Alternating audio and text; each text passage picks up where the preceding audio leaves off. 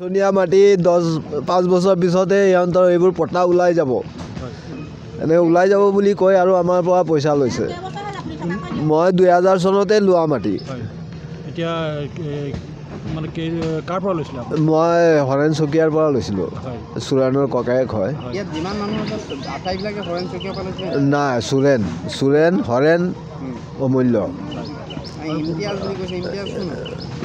ইমতিয়াজ মানে মাটি দেখাই দিয়ে সিহঁতে দেখাই মানুহ বহাইছে তেওঁ লৈছে পইচা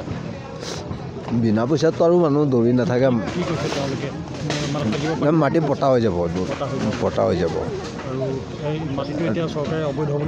অবৈধ বুলি কৈছে চৰকাৰী বুলি কৈছে এতিয়া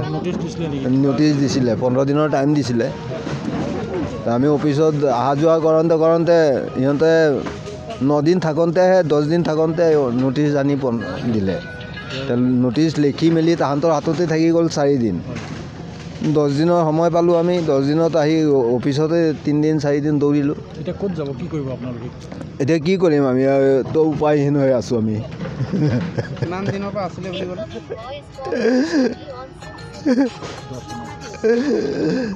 2000 চনতে মাটি কিনা মই মামলি টিউবৱেলৰ কাম কৰোঁ এটা টিউবৱেল বহালে মই 2000-3000 টকা পাওঁ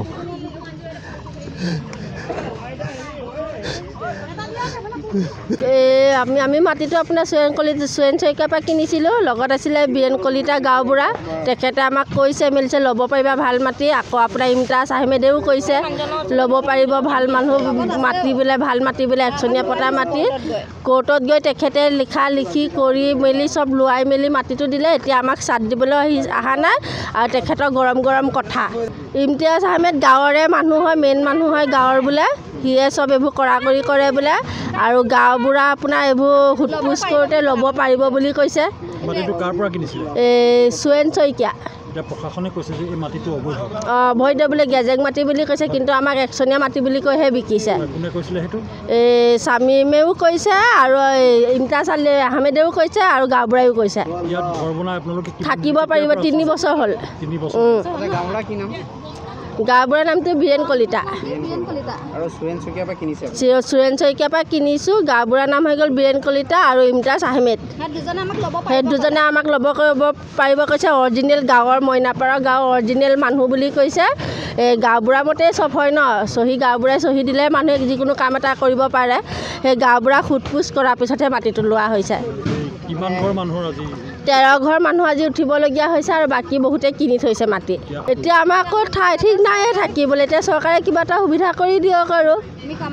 এতিয়া আমি য'ত ত'ত বস্তু বাহানিবোৰ থ'বলগীয়া হৈছে আমাৰ এতিয়া ঘৰ বনোৱা কিমান পইচাও গৈছে এতিয়া যাৰ তাৰ ঘৰত বস্তুবোৰ থৈছে যে মানুহবোৰ থকাটো ঠাই এটা লাগিব আমাক এতিয়া 28 তাৰিখলৈকে ডেট আছিলে এতিয়া 28 তাৰিখৰ আগতে ভাঙি দিয়া হ'ল সেইটো কাৰণে আমাৰ এতিয়া অকণ প্ৰব্লেমো হৈছে চৰকাৰে জাননী কাগজ কেতিয়া দিছিলে 28 আজি 24 তাৰিখে ভাঙি দিলে 28 তাৰিখলৈকে ডেট আছিলে 28 তাৰিখলৈকে আছিলে আমি দৌৰাদৌৰি কৰি আছিলোঁ এতিয়া আমাক চৰকাৰে কিবা এটা সহায় দিয়ক আৰু প্ৰথম কথাটো হৈছে যিখিনি মানুহ ইয়াত উচ্ছেদ কৰিছে আমাৰ তাত কোনো ক'বলগীয়া কথা নাই চৰকাৰী মাটিত কোনোবাই যদি অবৈধভাৱে ঘৰ বনাটো উচ্ছেদ কৰিবই লাগিব কিন্তু প্ৰথম কথাটো হ'ল চৰকাৰী মাটিত এতিয়া যিখিনি এতিয়া শুনিবলৈ পোৱা মতে তেওঁলোকক ম্যাদীকৰণ কৰি দিম বুলি বা মাটিৰ পট্টা দিম বুলি কোনোবা ইমতিয়াজ আহমেদ বুলি এজনে এবাৰ পইচা লৈছিলে লগতে গাঁওবুঢ়াও জড়িত আছে বুলি কৈছে আমি জিলা প্ৰশাসনলৈ এটা অনুৰোধ জনাইছোঁ যে যিসকলে এই চক্ৰটোৰ লগত মাটি অবৈধ যিখিনি মানুহ বহিয়ে তেওঁলোকৰ লগত যিখিনি ম্যাদীকৰণ কৰিম বা তেওঁলোকক যিখিনি সুবিধা দিছিলে এই গাঁওবুঢ়া আপোনাৰ বীৰেণ কলিতা আৰু মাটি দালাল আছিলে আপোনাৰ অমূল্য শইকীয়া বুলি তেওঁৰ এটা পৰিয়াল আৰু লগতে এই ইমতিয়াজ আহমেদৰ ওপৰত জিলা প্ৰশাসনে এটা নিৰপেক্ষভাৱে তদন্ত কৰি তেওঁলোকক বিহিত ব্যৱস্থা ল'ব লাগে আজি ইয়াতে আমাৰ গোলাঘাট ৰেভিনিউ চাৰ্কুলৰ মৌখোৱা মৌজাৰ কাঠখুটীয়া ৰেভিনিউ ভিলেজ তাৰ এটা ভিজিআৰ মাটি আছিলে ভিজিআৰ মানে ভিলেজ গ্ৰেজিং ৰিজাৰ্ভ অসমীয়াত ক'ব গ'লে গুৰুচৰণীয়া পথাৰ তাতে 10 ঘৰ মানুহৰ এনক্ৰচমেণ্ট আছিলে সেই 10 ঘৰ মানুহৰ এইটো উচ্ছেদ অভিযান চলোৱা হৈছে অবৈধভাৱে আছিলে এনক্ৰচমেণ্ট বস্তুটোৱে অবৈধ একচুৱেলি ইলিগেল আৰু ভিজিআৰ মাটি যিহেতু ভিজিআৰ মাটিত আমাৰ অনাৰেবল সুপ্ৰিম কোৰ্টৰ ষ্ট্ৰিক্ট ডাইৰেকশ্যন আছে চৰকাৰৰ নিৰ্দেশনা আছে তাত কোনো ধৰণৰ ছেটেলমেণ্ট হ'ব নোৱাৰে প্ৰশাসনৰ সকলোৱে আছে মই নিজে আছোঁ ADC চাৰ্কুল অফিচাৰ্ছ আছে মেজিষ্ট্ৰেট আছে এডিশ্যনেল SP আছে DSP আছে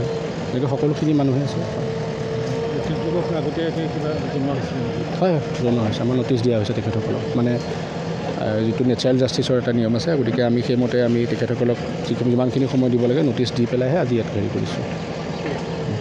যিকোনো খবৰৰ বাবে যোগাযোগ কৰক 7099017330 লগতে 7099017110 নম্বৰত